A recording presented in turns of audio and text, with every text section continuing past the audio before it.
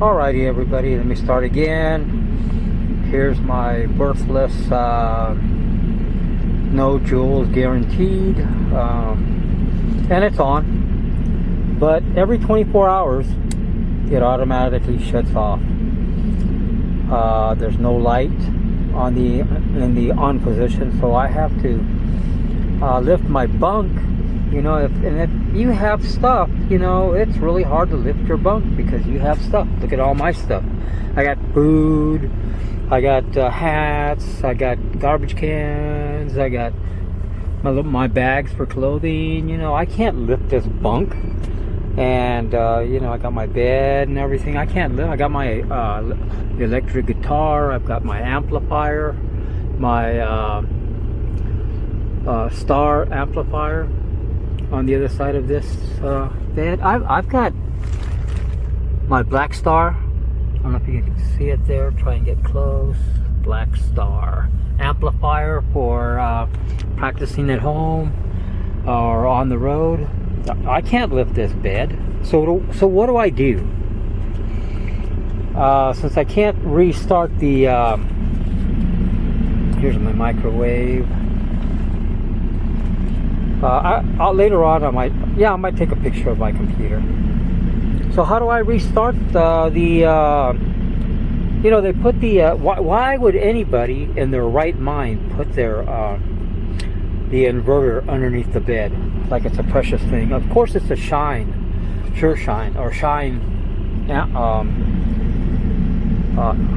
inverter, but then I have no power.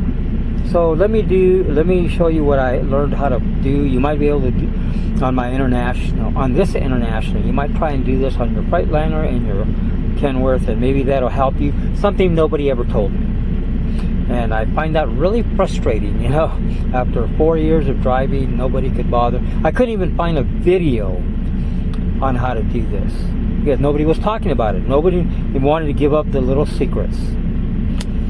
See, I just turned it on. It works for 24 hours, then it shuts off. Not fun. Not fun at all.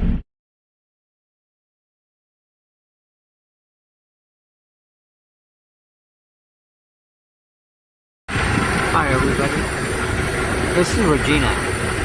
And your inverter not working? Did it trip the breaker circuit? Well, there's the plug. Oh, you can't see much. Okay.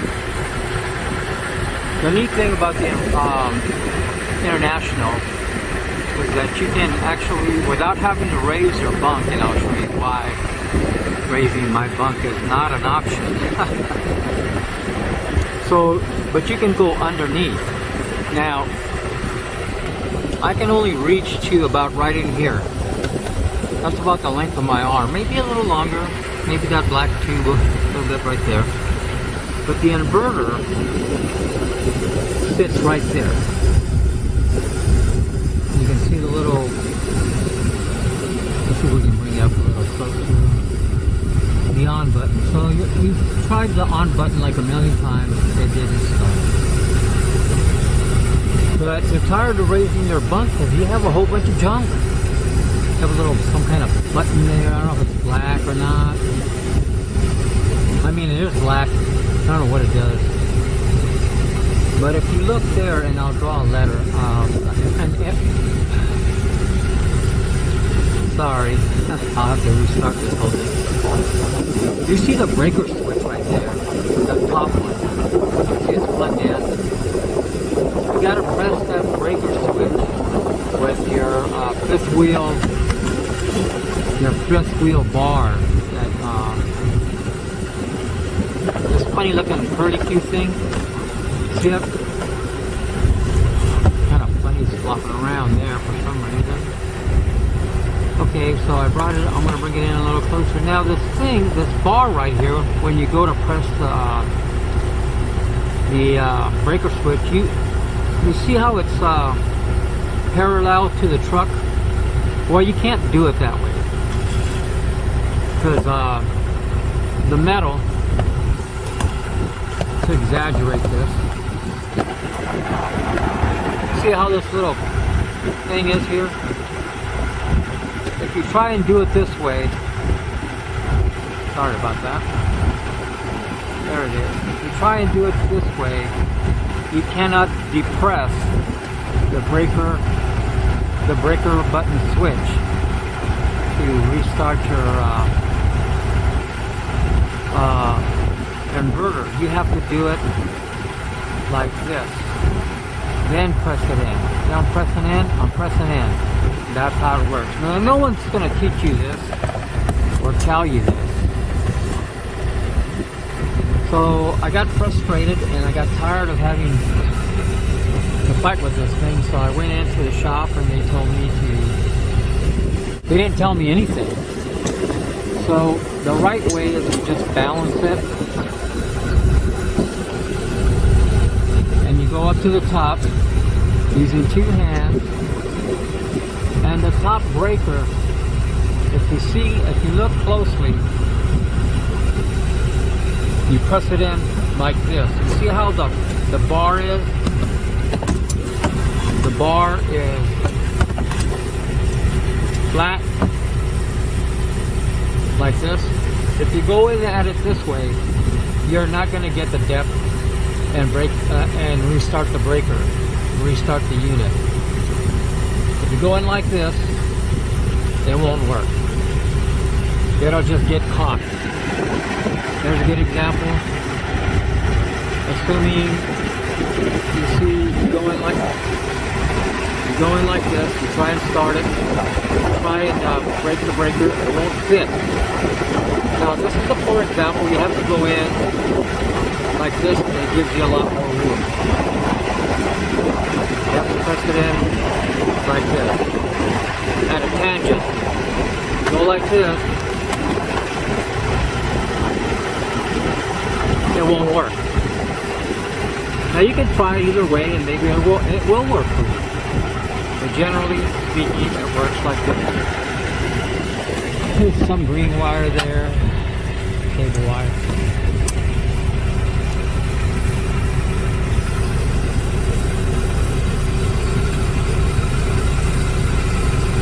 That's that top button, the top breaker button.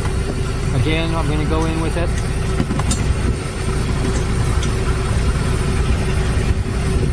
Like this, up and down.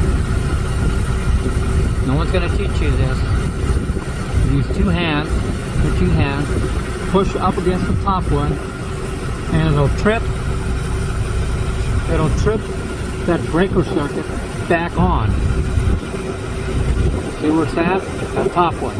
Now on yours it may be the bottom one. Now to turn it back on, instead of having to fight with the system, you simply go in here, put some pressure on it, either side. You see how I'm holding it? Find the button. I can't do it with one hand, but you get the idea. You just press it on. Let me go see if it's on, or let me go reset it, or restart it. But there's that button right there you want to press for about 1, maybe 2 seconds. Then voila, it turns on the inverter. Now, if you notice over to my right, past where you plug in the extension cord, there's no green light. You see the green light? That means that you have power to your extension cord. Let me go start this up. I'll be right back. Okay, the inverter is on. You see the little green light? But the one that matters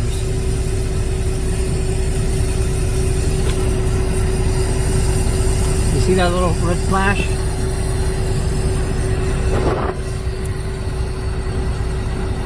You see that little green light right there? That's the one that tells you that your inverter is on. In the event you have to trip the breaker switch back on. And irregardless of what that green light says right by the button, the on and off button right there, you see it? That doesn't really matter that much. You got your, I never noticed the little red flashing red light either. I thought that didn't come on, or I don't know. I'm not seeing it now. But what matters on the other side of the plugs of your extension cord is that green light right there. And no one shows you this thing on how to trip the breaker switch. That top breaker switch right there on mine is what, yeah, there's a little red light, is what turns the whole unit back on because it gets an overload. Or it only works for 24 hours and then it shuts off until you manually start it back up again. And even though that says green, yes it is on, but you'll get no power to your extension cord until you trip that top breaker switch right there. And you'll know it because that little green light will tell you that it's working. Before, you just get the flashing red light as you saw right there.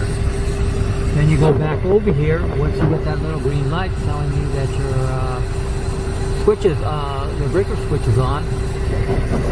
Then you press that button right there to turn on the system. And I'll draw another little arrow to that round button right there to start. Otherwise, you have to take everything off your bed, and that's just one big incredible hassle. Because I have a lot of stuff in my trailer. Like most of us do. We have our TVs, our radio.